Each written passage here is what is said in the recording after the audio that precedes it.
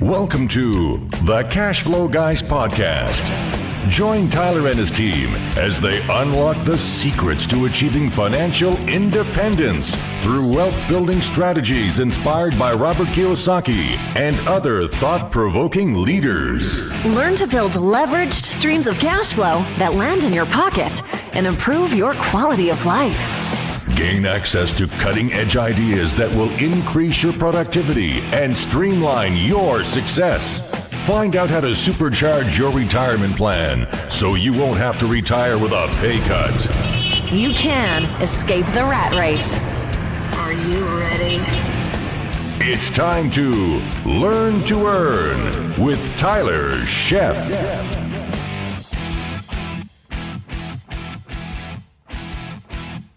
Welcome to the Cash Flow Guys podcast. My name is Tyler Sheff, and I'm your host, and I'm going to go ahead this week and jump right in.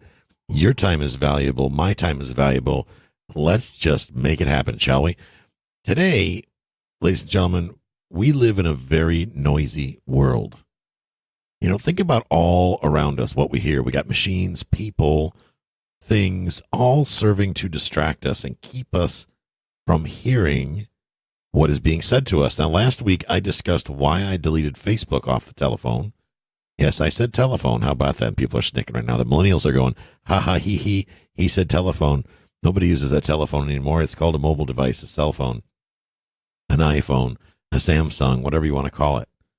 I also touched on some of the distractions that we seek, that people are attracted, are just completely mesmerized by. Here's what I've learned. So this week a couple weeks ago, remember I told you I took Facebook off my phone. But here's what was left on my phone. Instagram. So then I find myself pleasantly/unpleasantly distracted by Instagram. And I'm like, oh, why is Instagram even a thing? Can somebody explain that to me, how that became a thing? People taking random pictures of their highlight reel, posting them on there, and other people going, hashtag that's cool, hashtag whatever, hashtag rockstar life or whatever. I don't get it. It's about as effective for me as Snapchat was when my daughters asked me to refrain from my Snapchat habit, which wasn't really a habit, by the way. I don't think I've told the story in the podcast. My daughters asked me if I would refrain from Snapchat because I didn't know the thing was Snapchatting or whatever it does. And I'm sitting there on the couch one day, and it's just doing its thing. And apparently I'm creating a story, whatever that is, and blasting it out to everybody. I didn't realize just pushing buttons because I didn't understand how things worked. And it was just sending out snips or snaps or Snapchats or whatever you call them out to everybody. It was driving me crazy. So anyway, I deleted my Snapchat. I'm not on there anymore. Oh, well, I'll get over it. But last week, I was discussing the whole Facebook thing and getting Facebook off of my phone for the distraction, but also it's just negative, folks. It's negative. All the social media, it's either extremely positive or extremely negative. There's nothing in between, it seems. It's ridiculous. So long story short, back off of it, right? At the end of the day, when I tell this to the folks in my mastermind, which, by the way, we're getting ready to open up our next session of the Mailbox Money Mastermind. And if you want more information on that, go to mailboxmoneymastermind.com. Mailboxmoneymastermind.com is the web address to get started. Mailboxmoneymastermind.com. Anyway, we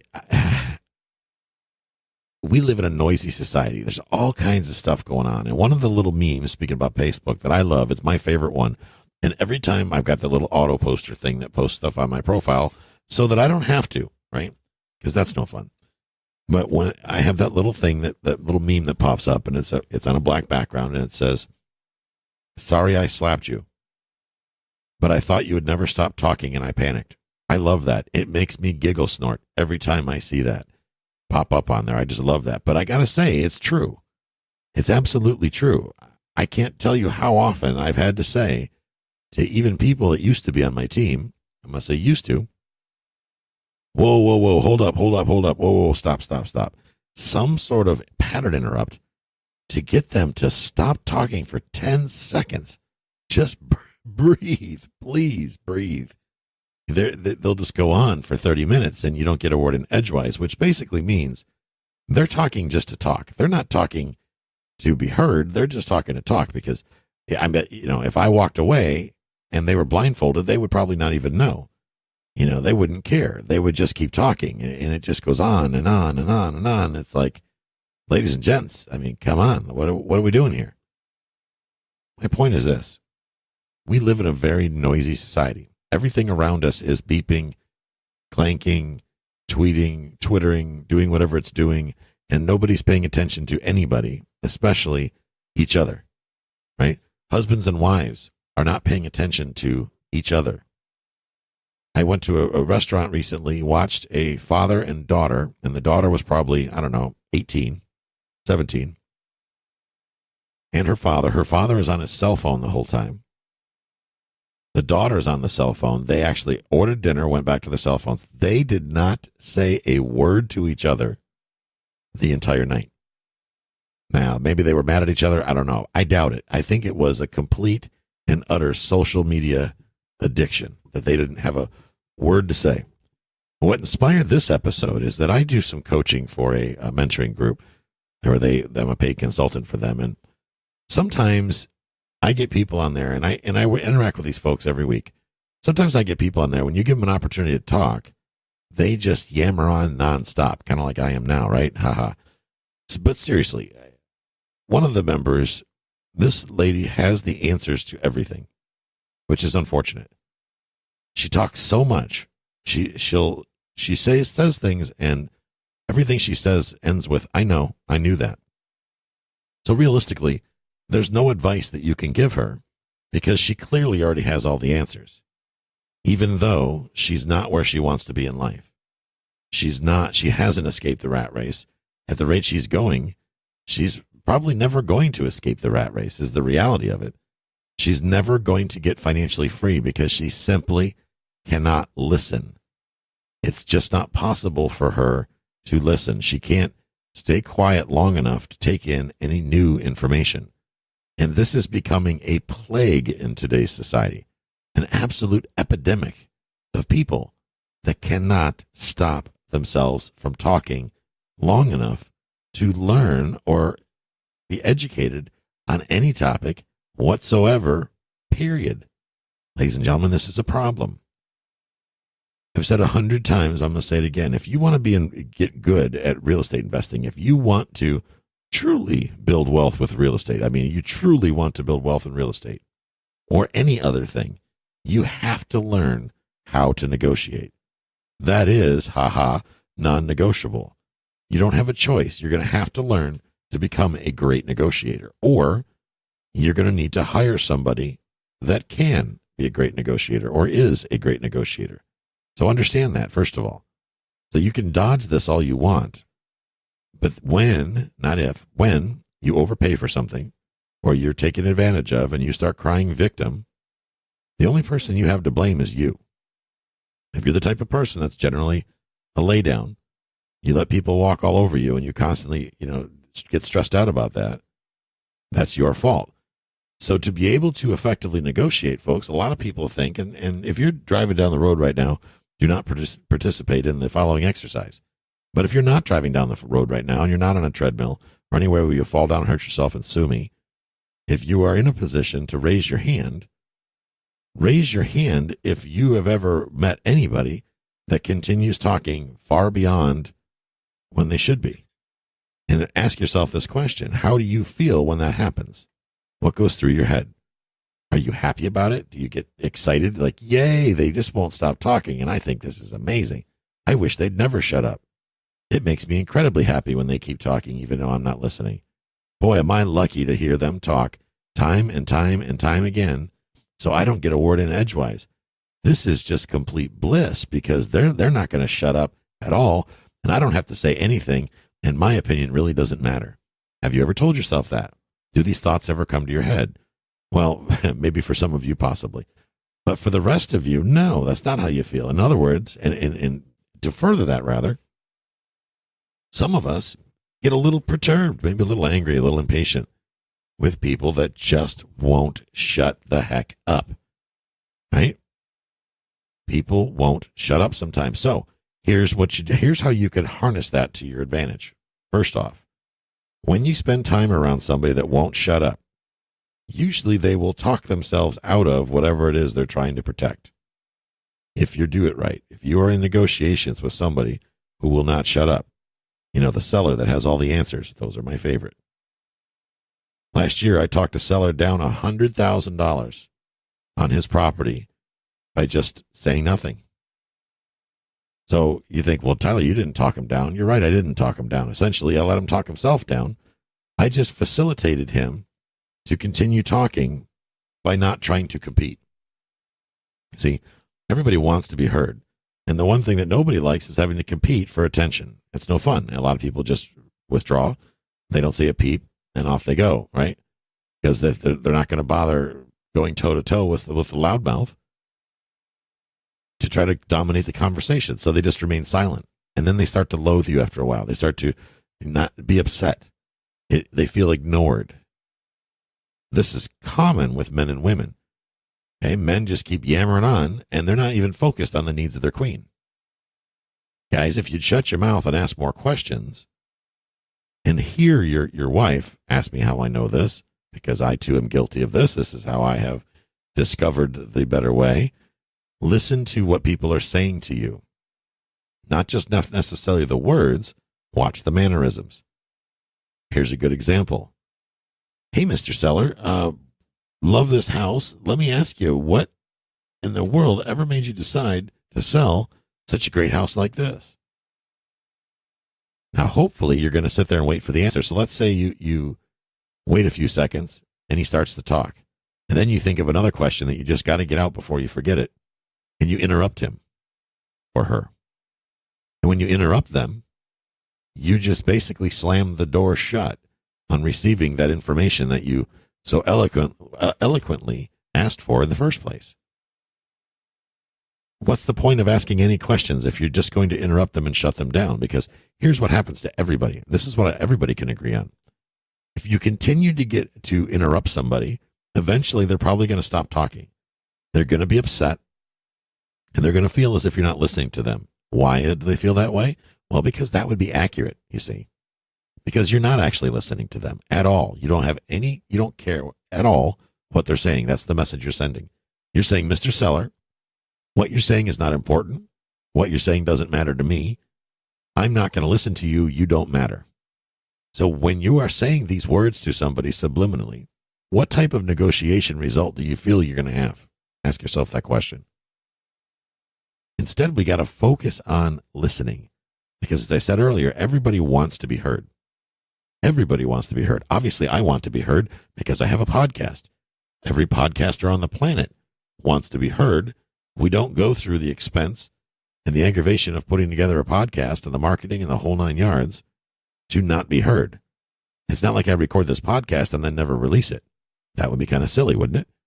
We all want to be heard and we want to be listened to. I'm here to tell you that people talking too much has become such an epidemic in my life. People I run into.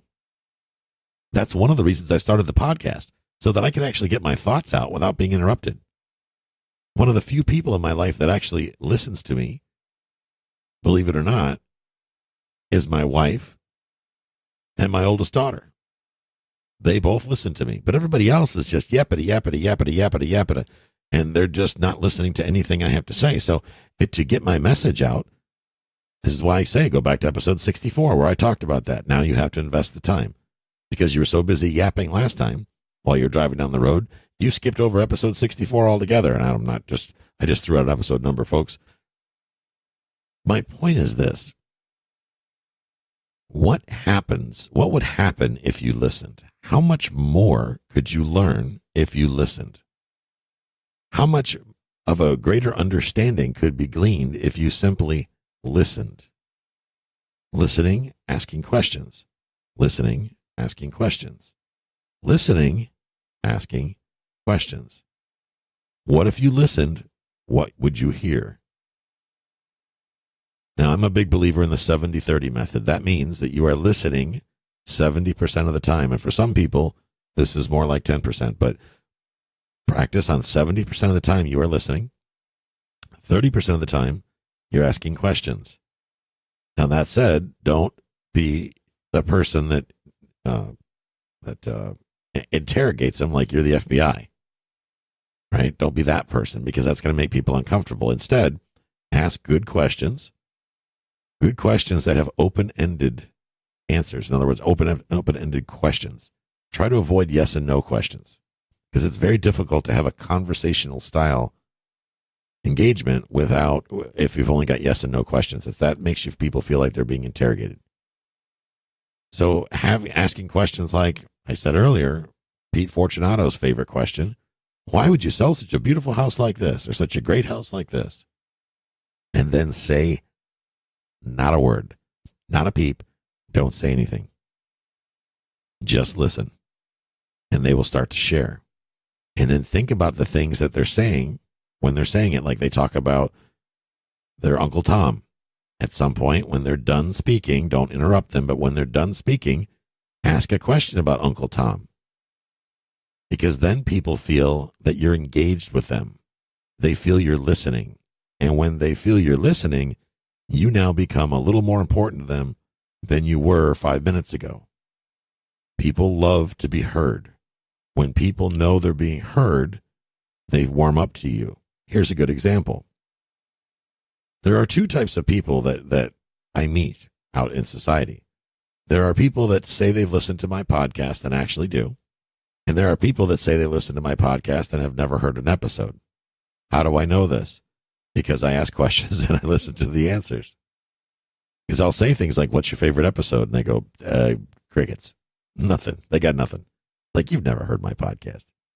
Those of you that are listening to this show that are podcast interview bookers, everyone on the planet hits us up. If you got a podcast, all of you know this. These interview companies, a lot of them will chase after you, especially if you have a big following like I do.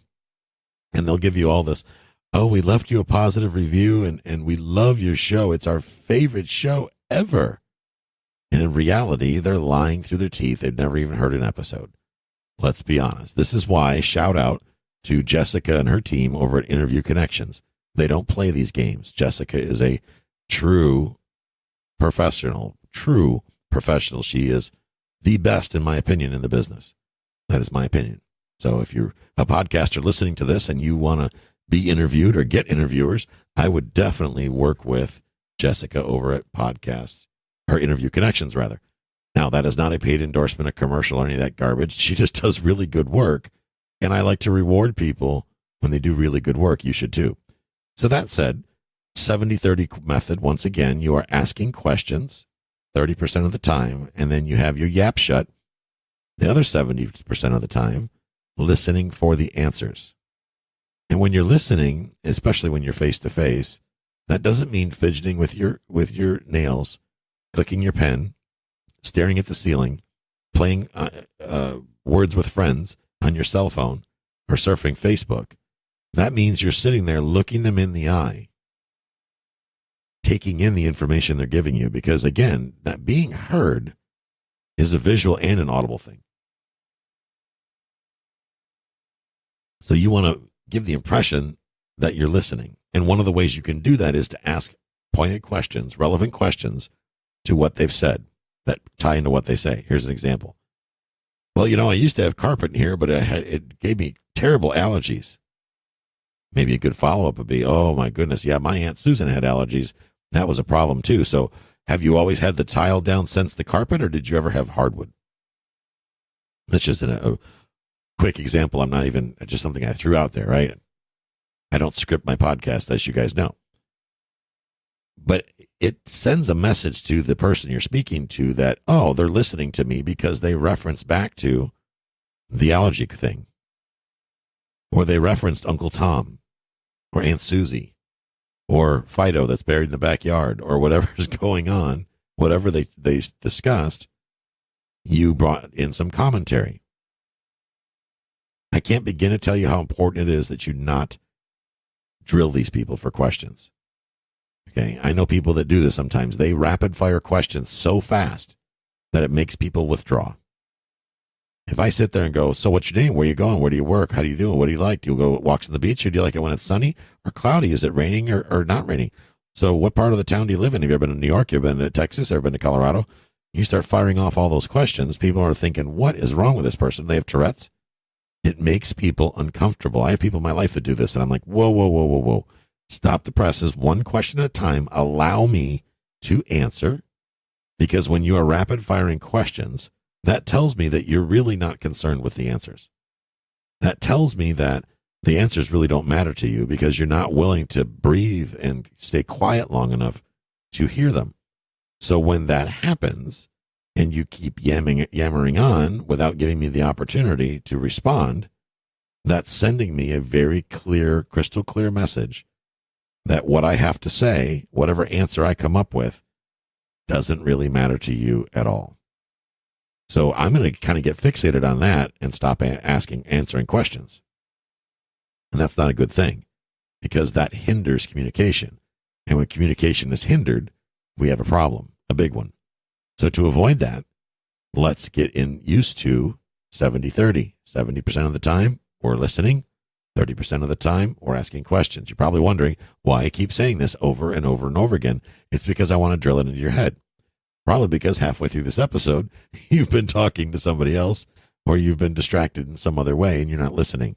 So I figure if I say it time and time again, maybe once I'll get through. Kind of like radio stations. Radio shows always say, and you're listening to Cashflow Guys Radio on www.sendmemoney.com, or whatever. You're getting, they're saying that because they know that either people are tuning in and tuning out, whether it be literally or figuratively, throughout the entire show. So they continue to repeat things over and over again.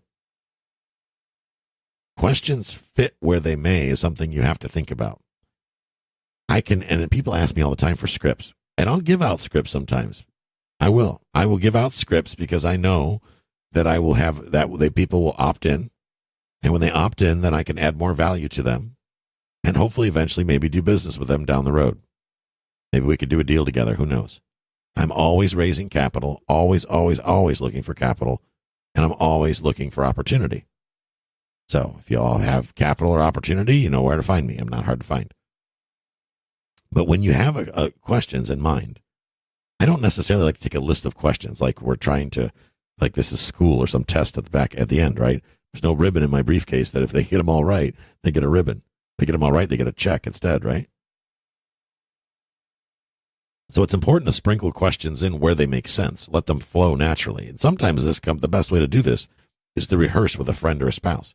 Get used to asking similar questions to most people. Now, you should over practice and over time start to get more comfortable with the natural order of things.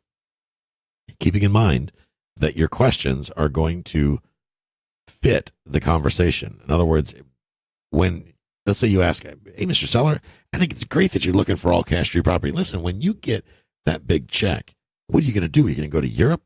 And they fire back with a big old fat, none of your business. Very rarely do you get this, by the way. But when it does happen every once in a while, and when you get that, just smile and change the subject. Don't go back and keep needling at them about what they're going to do with the money, because they're going to give you an answer that I'm pretty sure is either you're not going to like or is not factual, because they want you to shut up. They're tired of hearing about the same thing over and over again. So you just need to stop asking that question, and that's the easiest way to keep yourself out of hot water in that regard. So think about that. But what you will do is take that question, repurpose that question later. Think about that like a rinse and repeat. You're going to rinse it out, maybe put a little dye on it to change the color, and you're going to resubmit it later. Kind of like a curating content on Facebook, right? You got those little buffer and all those little services where they put your content out for you. Same thing. They launder it and they put it back out with a different image or a different whatever, same message. So let's think about how we would do that. Let's say that you want to know what somebody's mortgage balance is, okay? Because you need to know that information. So when you write them an offer, you need to know how much cash needs to come to the equation so the mortgage can be paid. Because you're smart enough to realize that doing a subject to probably won't make sense because the property's already upside down probably as it is, or you just don't want the liability, the potential for liability in a subject to. So you decide just to do things like a normal person and buy the property, right? And your goal is to find out what the mortgage balance is. So question number 1 is, hey, John, what is the balance on your mortgage right now? And he replies with, none of your business. Okay. Now you go on talking about the weather, his dog, his cat, whatever, the clouds and the sky, football last Sunday, if you're not me, and anything else, right? Later in the conversation, you say, all right, John, it sounds great. I'm glad we were able to get things ironed out, and I understand a lot more about your situation. Let me ask you, when I buy your house, I assume that you want me to pay off the mortgage, correct? Notice I didn't say anything after that because I want him to answer. Yes, I want you to pay the mortgage off. Oh, okay, good. So about what is the balance? Because I need to let the title company know so they can make payoff arrangements. Do you have any idea what your mortgage balance is approximately? They'll call and verify it later, but I just need to give them something so that we can make sure our numbers are somewhat in line. Completely different way to structure the question. Completely different response. It goes from an invasive question to a simple request. Because it's necessary. I gave the benefits of what's good for him. I put those in play, so it's necessary for him to give me the information so that he can get what he wants. Make sense? Clear as mud? All right. So to reiterate, go back to where we're talking about, we can't ever get to the answers of the questions if we're not listening for them. We are those type of people that are simply listening to respond, then you're never going to get the answers because people aren't going to give them to you. It's just that simple. So we can't put ourselves in a position to where we are listening to respond. We have to always be listening for the questions or listening for the answers. And when we're talking, we're asking questions or having simple conversation. Practice, ladies and gentlemen, is critical. How do you practice? Well, you could practice in the mirror, but that gets kind of corny after a while, right? Your spouse probably think you've lost your marbles. Maybe the dog would look at you with that weird head, one ear up and one ear down. The cat would start sleeping on your face or something because they want to suffocate you because they think you've gone mad. Practice is critical. How do you practice? You start a practice group. Okay, find one other person on the planet that will talk to you. And I know from Land Trust course, we talk about, Larry teaches Land Trust, he says, find somebody you trust. And I can't believe how often people in the room go, I don't trust anybody but me. I'm going, wow, you've got some problems then, if that's the case. You need therapy, not a Land Trust right now. You need therapy. But start a little practice group. Get a couple like-minded friends, people from your local RIA meeting, whatever. Get on a Zoom session because everybody's so busy, right? Get on a Zoom.us, I think it is. Get on a Zoom session and practice, rehearse, asking questions until they become natural. The more you ask the questions, the more natural it becomes. Okay, maybe some online forums. Go recruit people to join you to practice. Call it negotiations practice, whatever.